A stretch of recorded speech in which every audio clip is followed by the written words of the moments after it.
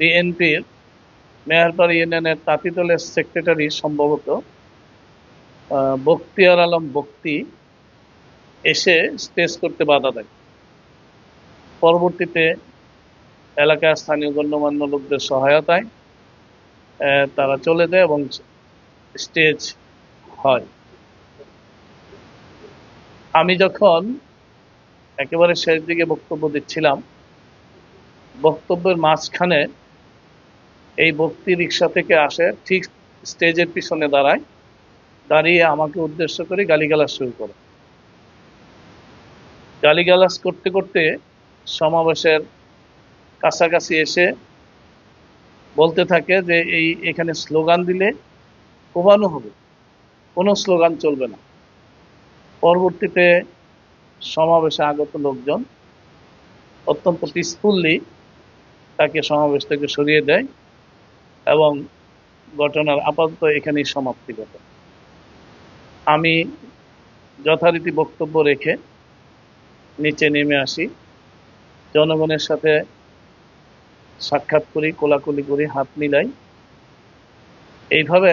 কিন্তু ততক্ষণে কিছুটা হট্টগোল আমার কানে আসলো। তখন তাৎক্ষণিক জনগণকে সংগঠিত করে আমি মিছিল নিয়ে মাধবদীর দিকে চলে যাওয়ার জন্য রওনা হই। লোকজন আমার সাথে অধিকাংশই এসে পড়ে। এক পর্যায়ে আমরা মাগরিবের নামাজে আজান দিলে পাকিজা জুট মিলের অপোজিটের মসজিদে আমরা মাগরিবের নামাজ পড়ি। মাগরিবের নামাজ শেষে আমরা সবাইকে বিদায় দিয়ে দিই এবং আমিও আমার মতো এসে পড়ি। কিছুক্ষণ পরে যারা ওখানে স্টেজ এবং ম্যানেজমেন্টের দায়িত্ব ছিল তাদের থেকে একজনে ফোন দিল যে মারাত্মকভাবে কোবাকুবি হচ্ছে, আগ্নেয়াস্ত্র শু করা হচ্ছে, বড় বড় সেনি, দাও, কেসি, রামদা, চাপাতি এগুলি প্রকাশ্যে নিয়ে হামলা করা হচ্ছে। তখন কারেন্ট ছিল না, অন্ধকার ছিল।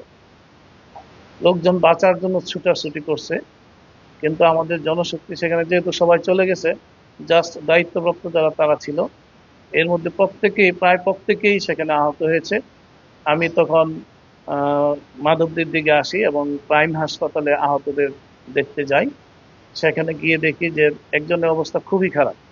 তখন তাৎক্ষণিক আমরা সদর হাসপাতালে তাকে পাঠাই।